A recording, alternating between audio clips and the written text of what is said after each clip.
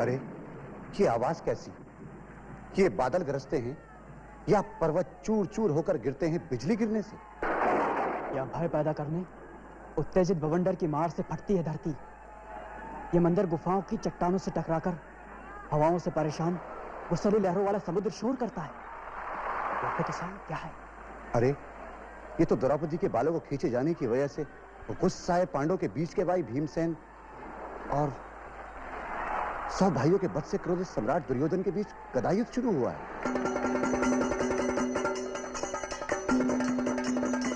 कहानी के अनुसार सभी प्रमुख क्षत्रियों ने महाभारत के युद्ध में हिस्सा लिया था, जो शायद मूल रूप से क्षत्रिय गुटों की आपसी लड़ाई थी, लेकिन इसे एक युग की विनाश लीला का दर्जा दे दिया गया। छोटे क्षत्रिय राज्यों की राज्य व्यवस्था को महाभारत की लड़ाई ने खत्म कर दिया, ताकि मध्य गंगा के क्षेत्र में एक केंद्रीय राजतांत्रिक शासन कायम हो जाए। इसलिए कुरुक्षेत्र युद्ध की वेदना सिर्फ प्रियजनों की मृत्यु का शोक नहीं है, ये वेदना एक समाज के अंत की भी है। फिर इस युद्ध की विशेषता यह है कि भूमि पर अधिकार के लिए यह पहली लड़ाई है। इससे पहले वैदिक युद्ध जानवर हथियाने के लिए लड़े जाते थे, लेकिन यहाँ मुद्दा है जमीन पर कब्जा। जमीन का दर्जा सबसे ऊंचा है, यहाँ तक कि रिश्तेदारियां और कबीले भी गौंड बन जाते हैं। इस युद्ध के अंत को कलयुग की शुरुआत भी माना जाता है। ये बदलते हुए समय, बदलती हुई व्यवस्था की उथल-पुथल और असुरक्षा का प्रतीक है। बाद में भी जब जब किसी बड़े राजवंश का अंत हुआ या सामाजिक संकट पैदा हुए, तब तब उसे घोर कलयुग से जोड़ा गया। महाभारत पर आधारित कृतियों में से सबसे पुरानी कृति शायद महाकवि भास का नाटक कुरुभंगम है। मौर्य काल के तुरंत बाद लिखे गए इस महान नाटक का केंद्र है दुर्योधन वध। अरे राजाओं, राजाओं, ये ठीक नहीं है। युद्ध के नियमों के विरुद्ध है ये।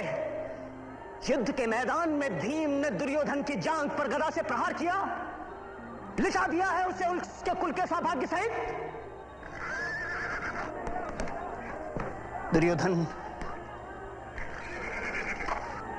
दुर्योधन थोड़ी देर और जीवित रहो।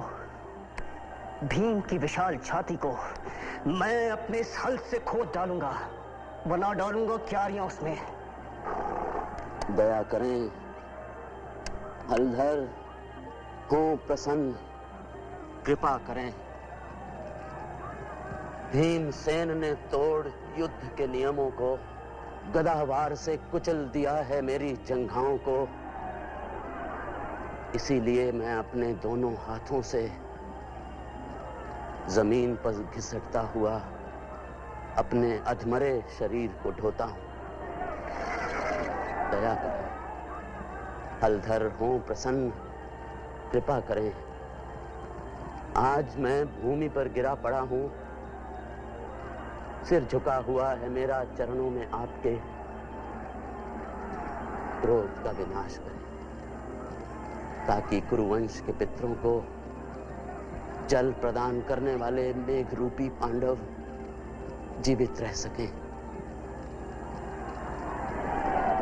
क्योंकि हमारी शत्रुता युद्ध के कारण, और हम खुद भी हो ही चुके हैं खत्म। भीम ने अपनी प्रतिज्ञा कर ली है पूरी। 100 भाई मेरे चले गए हैं स्वर्ग, और मैं खुद भी पहुंच चुका हूं इस दीन दिशा में। इसलिए बलराम, अब युद्ध का क्या काम? मेरी आंखों के सामने छला गया है तुम्हें, इसीलिए चढ़ा है मुझे क्रोध। तो छला ही गया हूं क्या भीमसेन से मैं? और नहीं तो किस लिए हुई है तुम्हारी ये दशा? सुनिए, जिसने इंद्र को अपमानित कर चुराया कल्प वृक्ष, जो हजारों वर्ष तक माया करके सोता रहा क्षीर सागर में, उसी जगत प्रिय कृष्ण ने सहसा भीम की गदा में प्रवेश कर मुझ जैसे छल रहिज और युद्ध के प्रेमी को मृत्यु के निकट पहुंचाया है। महाराज धृतराष्ट्र और गांधारी अंतःपुर की कुल वधुओं के साथ दुर्जय द्वारा दिखाए गए मार्ग पर चलते हुए इधर ही आते हैं। भरा हुआ है हृदय शोक से उनका।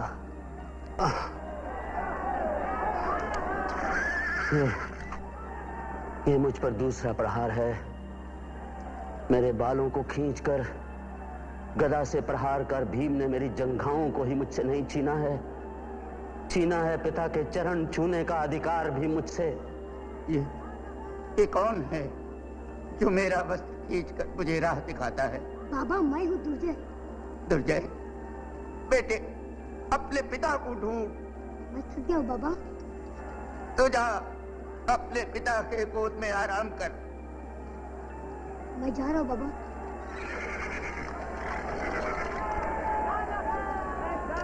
पिताजी, पिताजी, पिताजी। ओह मेरे लाल, तू यहाँ क्यों आ गया? क्योंकि आप बहुत देर से दूर थे। मैं आपकी गोद में बैठूंगा। आप मुझे गोद में क्यों नहीं बिठाते? मेरे लाल, छोड़ दे उस आसन को जिस पर तू हमेशा बैठता रहा है। जा कहीं भी और बैठ जा। आज से ये आसन जिस पर बैठने का तू आदी रहा है नहीं रहा है तेरे लायक। चलिए पिताजी, सब लोग आपकी राह देख रहे हैं। कौन लोग? दादी, बाबा और माता है। मेरे पुत्र, मैं चल नहीं सकता। मैं लेकर जाऊंगा आपको। मेरे लाल, तू अभी नन्हा सा है। दादी, बाबा, माला जी आए।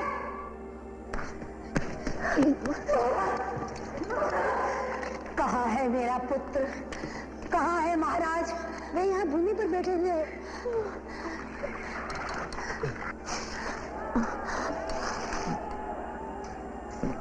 आपके चरणों में मैं सिर झुकाता हूं और धधकती हुई ज्वाला की चिंता किए बिना जिस सम्मान के साथ मैंने जन्म लिया था उसी सम्मान के साथ स्वर्ग को जाता हूं। मां, मैं आपसे एक बात कहना चाहता हूं। कहो पुत्र। मैं हाथ जोड़कर कहता हूं, अगर मैंने किया हो कुछ भी पुण्य तो अगले जन्म में तू ही मेरी माता बनना। तुमने तो मेरे मन की बात कह दी। दुर्जय, तू भी सुन। जैसे सेवा करता था मेरी, वैसे ही करना पांडवों की। पूज्य मां कुंती की आज्ञाओं का सदा पालन करना। अभिमन्यु की मां और द्रौपदी को अपनी मां की तरह देना आदर। एक बेटे, याद रखना कि कीर्तिवान वैभवशाली गौरव की अग्नि से जिसका हृदय दमकता था वो तेरा पिता दुर्योधन युद्ध में समान बल वाले शत्रु का करते हुए सामना गिर गया है। ये सोचकर तू दुख को छोड़ दे। मेरी मृत्यु के बाद युधिष्ठिर की बलशाली बांह को पकड़ना, दाहिनी बांह के रेशमी वस्त्र को पकड़ पांडु पुत्रों के साथ मेरा नाम लेकर मुझे देना तू तर्पण।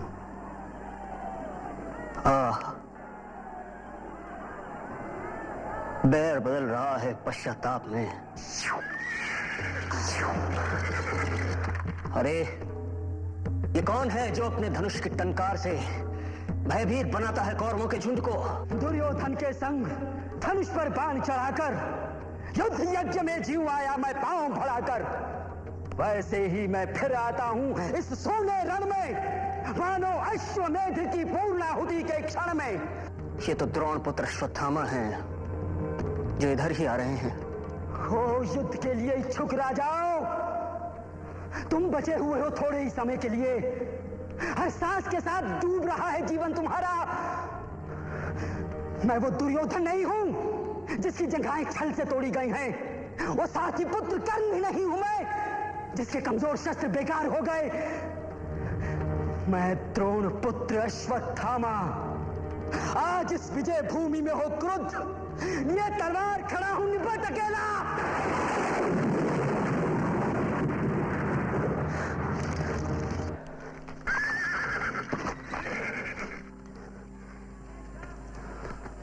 हे गुरुराज, ये क्या है? ये मेरे असंतोष का फल है गुरुपुत्र।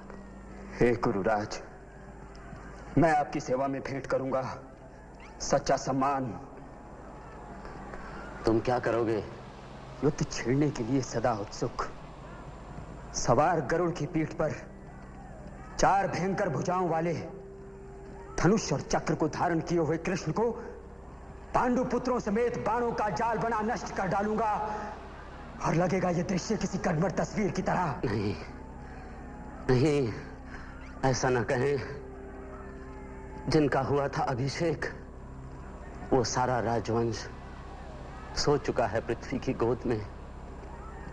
कर्ण सिधारे हैं स्वर्ग को, शांतनु पुत्र भीष्म भी पड़े हैं धरती पर। शत्रु का सामना करते हुए 100 भाई भी मारे गए मेरे युद्ध में। मैं खुद भी पहुंच गया हूं इस दयनीय दशा में। इसलिए हे गुरुपुत्र, धनुष को त्याग दें आप। हे कौरवराज, आज जब युद्ध में पांडुपुत्र भीम ने खींचा तुम्हारे बालों को, किया वार गदा का, तब उसने ना सिर्फ तुम्हारी जंघों को तोड़ा है, बल्कि तोड़ा है तुम्हारे मान को भी। गुरुपुत्र, मान ही तो शरीर है राजाओं का। मान के लिए ही तो किया था युद्ध को स्वीकार मैंने। गुरुपुत्र, देखो कैसे मैं उस समय द्रौपदी को बालों से पकड़ खींच लाया था जुए के खेल में। कैसे अभिमन्यु को, जबकि वो था बालक, मार गिराया हमने। कैसे जुए में पांडवों को छल से जीता और भेज दिया जंगल रहने जंगली पशुओं के साथ। इस सब की तुलना में रण विद्या में प्रवीण पांडवों ने जो मेरी मानहानि की है वो कम ही है। पर मैं कर चुका हूं प्रतिज्ञा हर तरह से, आपकी महानता की, अपने प्राणों की, और वीर रहते हैं जहां उस स्वर्ग की सौगंध। आज रात मैं बोलूंगा धावा, और युद्ध करके भयानक पांडवों का करूंगा विध्वंस। गुरुपुत्र ने कहा है जैसा वैसा ही होना चाहिए। दुर्जय, यहां आओ। बिना अभिषेक के ही, मुझ ब्राह्मण के आदेश से ही तुम अपने पिता के पराक्रम और बाहुबल से अर्जित इस राज्य के राजा हो।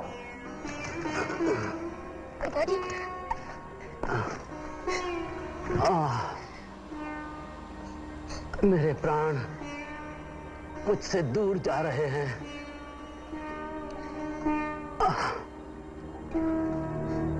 हे रहे शांतनु और मेरे दूसरे पूज्य पूर्वज, ये रहे मेरे 100 भाई जो खड़ा करके कर्ण को आगे खड़े हैं। अभिमन्यु इंद्र के हाथी इरावत पर बैठकर क्रुद्ध हो मुझे फटकारता है।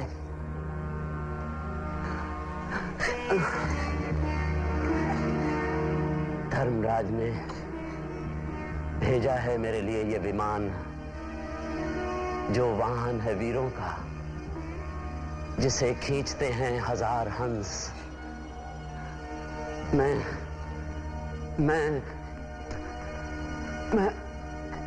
आ रहा।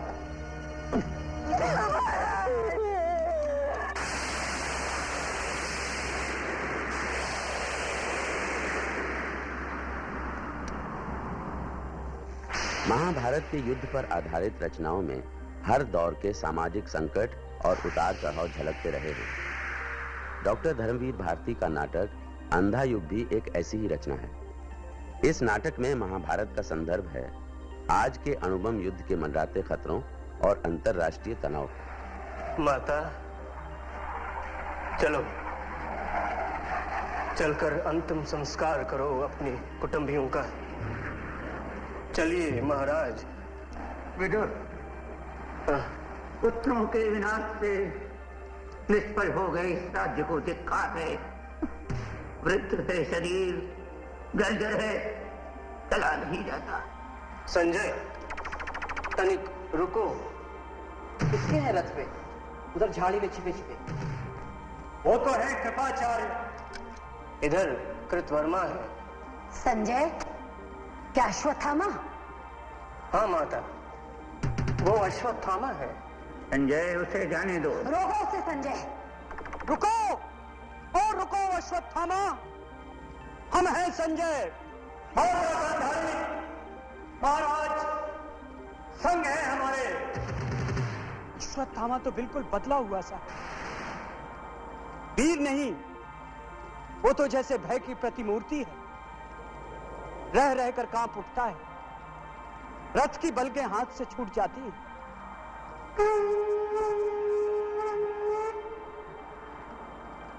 पागल है, कहता है मैं वलकल धारण कर रहूंगा तपोवन में, और डरता है कृष्ण से।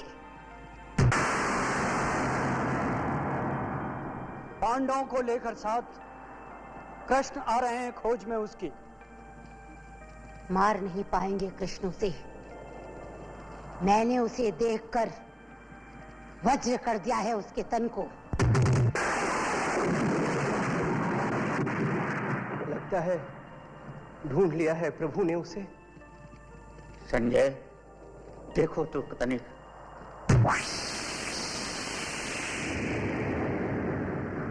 मेरी दिव्य दृष्टि वापस ले ली है व्यास ने। ये तो प्रकाश अर्जुन की अग्निबाण का है। झुलस झुलस कर गिर रही हैं वनस्पतियां। संजय, शीघ्र निकल चलो यहाँ से। किंतु कृष्ण, यदि क्या तुमने अनिष्ट अश्वत्थामा का? माता, माता, निकल चले यहाँ से, सुरक्षित नहीं है यहाँ। गिरते हैं जलते भाग यहाँ। चलिए महाराज।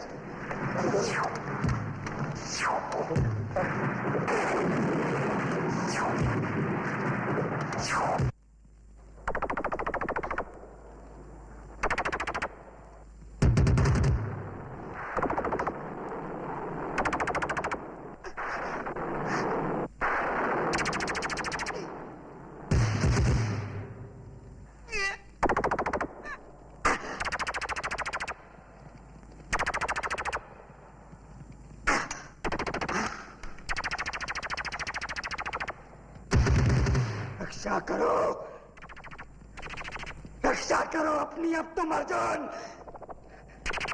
मैंने तो सोचा था वलकल धारण कर रहूंगा तपोवन में,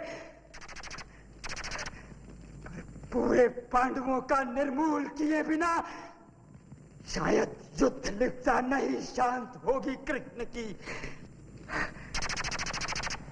अच्छा, तो ये लो,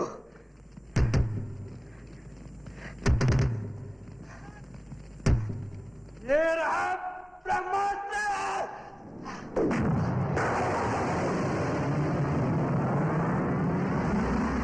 ये क्या किया अश्वत्थामा नराधम?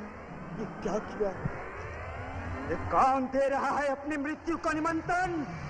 तेरे प्रतिशोध में बाधक बनकर। मैं हूं व्यास। ज्ञात है क्या परिणाम तुम्हें इस ब्रह्मास्त्र का? यदि ये लक्ष्य सिद्ध हुआ हे नर पशु, तो आगे आने वाली सदियों तक पृथ्वी में रसमयी वनस्पति नहीं होगी। शिशु होंगे पैदा विकलांग और कुष्ठग्रस्त। सारी मनुष्य जाति बौनी हो जाएगी। जो कुछ भी ज्ञान संचित किया है मनुष्य ने सतयुग में, त्रेता में, द्वापर में, सदा सदा के लिए होगा विलीन हो। गेहूं की बालियों में सर्प फुफकारेंगे, नदियों में बह बह कर आएगी पिघली आग। भस्म हो जाने दो, आने दो प्रलय व्यास। देखूं मैं रक्षण शक्ति कृष्ण की। तो देख उधर, कृष्ण के कहने से पहले ही अर्जुन ने छोड़ दिया था नभ में अपना ब्रह्मास्त्र। लेकिन नराधम, ये दोनों ब्रह्मास्त्र अभी नभ में टकराएंगे। सूरज बुझ जाएगा, राख बंजर हो जाएगी। मैं क्या करूं? मुझको विवश किया अर्जुन ने। मैं था अकेला और अन्यायी कृष्ण पांडवों सहित मेरा वध करने को आतुर थे। अर्जुन सुनो, तुम वापस ले लो ब्रह्मास्त्र को। अश्वत्थामा, तू अपनी कायरता से मत ध्वस्त कर मनुष्यता को। वापस ले ले ब्रह्मास्त्र और मणि देकर वन में चला जा। व्यास, मैं अशक्त हूं। मुझको है ज्ञात रीति केवल आक्रमण की। पीछे हटना मुझको या मेरे अस्त्रों को मेरे पिता ने सिखाया नहीं। सूरज बुझ जाएगा, धरा बंजर हो जाएगी। अच्छा तो सुन लो व्यास,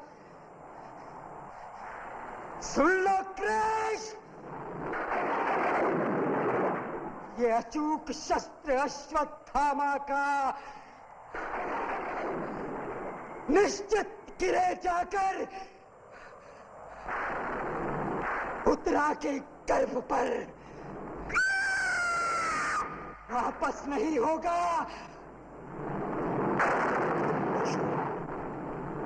तुम पशु हो, तुम पशु हो, तुम पशु हो, तुम पशु हो।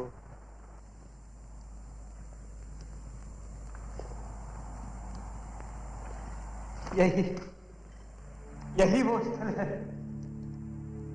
यही कहीं धराशायी हुए थे महाराज दुर्योधन। ये है उनका स्वर्ण।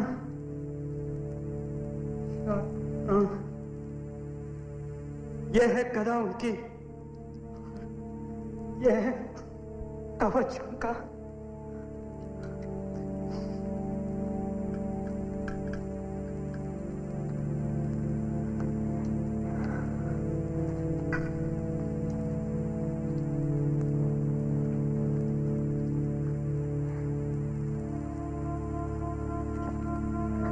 माता, धैर्य धारण करें। कवच ये मिथ्या था, केवल स्वयं किया हुआ मर्यादित आचरण कवच है जो व्यक्ति को बचाता है। माता,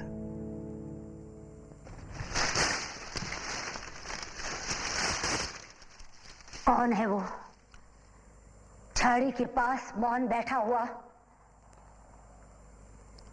क्या कोई जीवित व्यक्ति? माता, उधर न देखें। नहीं नहीं, इतना करो। अंग अंग कोड़ से गला हुआ, रोगी कुत्तों सा गंधयुक्त। लौटा जा रहा है वो। कौन है विदुर? रोको उसे। माता, उसे जाने दें। वो अश्वत्थामा है। दंड उसे दिया भ्रूण हत्या का कृष्ण ने। शाप उसे दिया कि जीवित रहेगा वह, लेकिन जख्म हमेशा ताजा रहेगा। प्रभु चक्र उसके तन पर, रक्त सना घूमेगा धन वन में युग युगांतर तक। अंगों पर फोड़े लिए, गले हुए अंगों पर चिपकी पट्टियां, पीप, थूक, रक्त सना जीवित रहेगा वह। मरने नहीं देंगे प्रभु उसे, लेकिन अनगित राख की पीड़ा जगती रहेगी रोम रोम में।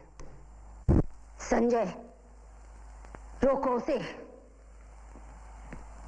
लोहा मैं लूंगी आज कृष्ण से उसके लिए। माता, चला गया है वो। आया था शायद विदा लेने दुर्योधन के अंतिम अस्थिशेषों से। अस्थिशेष? तो क्या वो पड़ा है कंकाल मेरे पुत्र का? माता, धैर्य धारण करें। हो, तो वो पड़ा है कंकाल मेरे पुत्र का। किया है ये सब कुछ कृष्ण, तुमने किया है। सुनो, आज तुम भी सुनो। मैं तपस्विनी गांधारी अपने सारे जीवन के पुण्यों का, अपने सारे पिछले जन्मों के पुण्यों का बल लेकर कहती हूं कृष्ण, सुनो। तुम यदि चाहते तो रुक सकता था युद्ध ये। मैंने प्रसव नहीं किया था कंकाल वो। इंगित पर तुम्हारे ही भीम ने अधर्म किया। क्यों नहीं दिया तुमने वो शाप भीम को जो दिया तुमने निरपराध अश्वत्थामा को? तुमने किया है प्रभुता का दुरुपयोग। सुनो कृष्ण, यदि मेरी सेवा में बल है, संचित तप में धर्म है, तो सुनो, प्रभु हो या परात्पर हो, कुछ भी हो, सारा तुम्हारा वंश इसी तरह पागल कुत्तों की तरह एक दूसरे को परस्पर फाड़ खाएगा। तुम स्वयं उनका विनाश करके कई सालों बाद घने जंगल में साधारण व्याघ्र के हाथों मारे जाओगे। प्रभु हो पर मारे जाओगे पशुओं की तरह। माता, प्रभु हूं या परात्पर, पर पुत्र हूं तुम्हारा। तुम माता हो। मैंने अर्जुन से कहा, सारे तुम्हारे कर्मों का पाप, पुण्य, योग, क्षेम मैं वहन करूंगा अपने कंधों पर। 18 दिनों के इस भीषण संग्राम में कोई नहीं, केवल मैं ही मरा हूं करोड़ों बार। जितनी बार जो भी सैनिक भूमिशाही हुआ, कोई नहीं था, वो मैं था।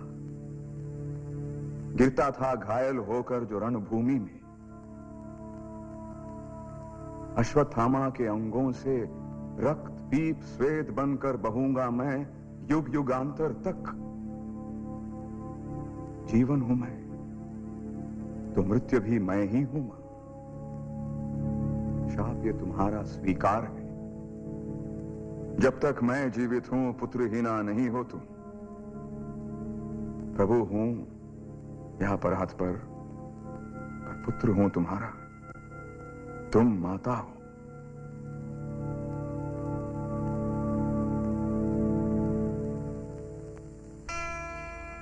महाभारत युद्ध के बाद के नए समाज में प्रशासनिक तंत्र है, कार्य प्रणाली है, सेना है, यानी राजपाट की पूरी व्यवस्था है। महाभारत के शांति पर्व को ईसा बाद की शताब्दियों में इस महाकाव्य में जोड़ा गया। इसमें राजतांत्रिक प्रणाली का पूरा वर्णन है। शांति पर्व में भीष्म अपनी मृत्यु शैया से युधिष्ठिर को राजधर्म, आपात धर्म और मोक्ष धर्म पर उपदेश देते हैं। हे भीष्म, आप पांडवों को भूत, भविष्य और वर्तमान के रहस्यों को बताएं। मैं कर्तव्यों की प्रकृति के संबंध में ज्ञान दूंगा। धर्म के संबंध में मुझसे प्रश्न पूछो। युधिष्ठिर भयभीत हैं कि आप उन्हें श्राप देंगे। वो युद्ध के लिए अपने आप को अपराधी समझ रहे हैं, अपने ही बंधु बांधवों को मारने की आज्ञा जो उन्होंने दी थी। भय छोड़ उसे निकट आना चाहिए।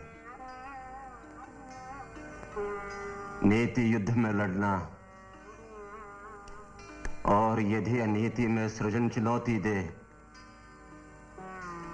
तो उनका वध करना क्षत्रिय का धर्म होता है। पितामह, ज्ञानी जन कहते हैं कि राजधर्म सभी धर्मों में श्रेष्ठ है। ये धर्म क्या है? इसका अर्थ क्या है?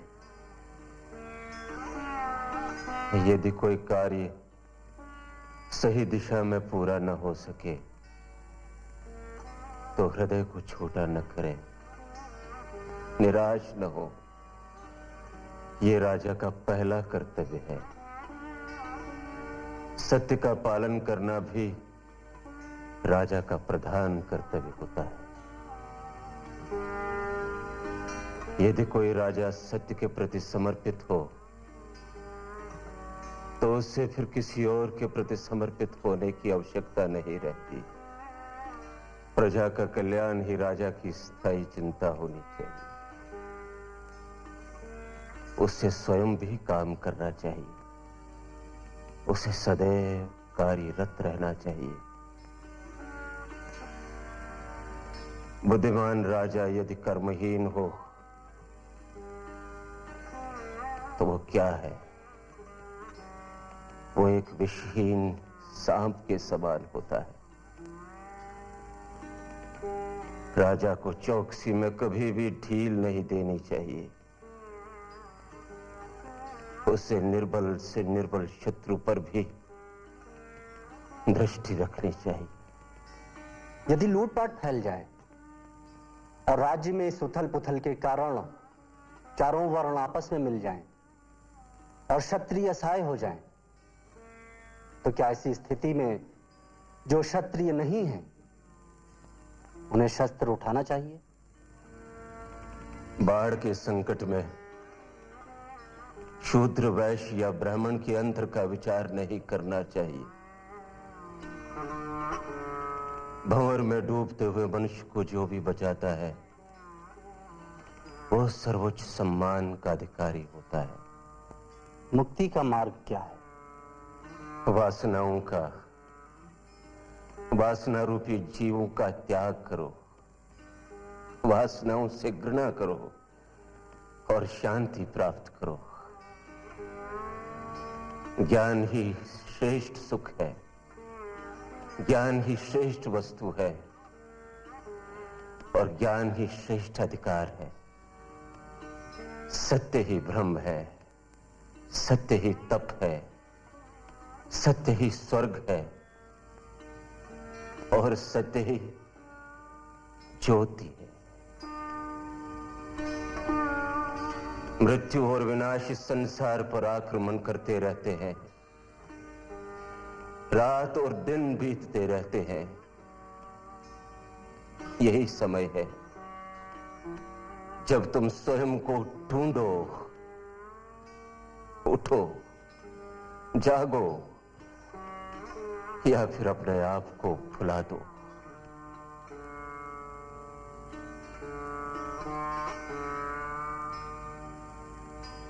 इस नए समाज में प्रियजनों के प्रति कर्तव्यों का स्थान रोजगार और संपत्ति के लिए संघर्ष ने ले लिया।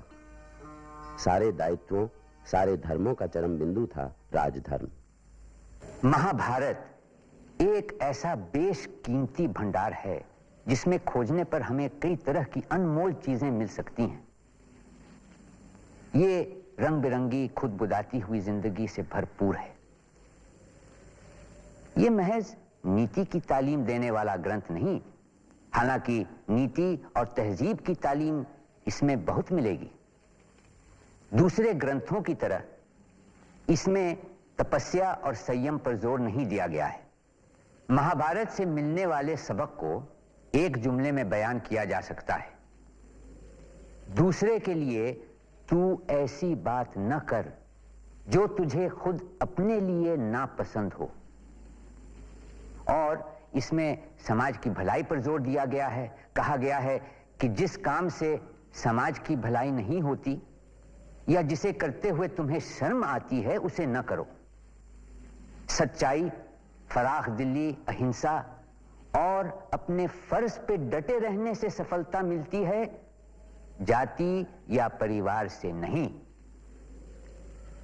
जीवन और अमरता से फर्ज बड़ा है, नैतिकता बड़ी है। सच्चे आनंद के लिए तकलीफ उठाना जरूरी है। दौलत कमाने के लिए बेचैन रहने वालों पर एक व्यंग्य है। रेशम का कीड़ा अपनी दौलत की वजह से मरता है। और महाभारत में इस सबसे बढ़कर किसी जिंदा, किसी तरक्की करते, आगे बढ़ते समाज के लिए यह सबक, असंतोष ही प्रगति को जन्म देता है।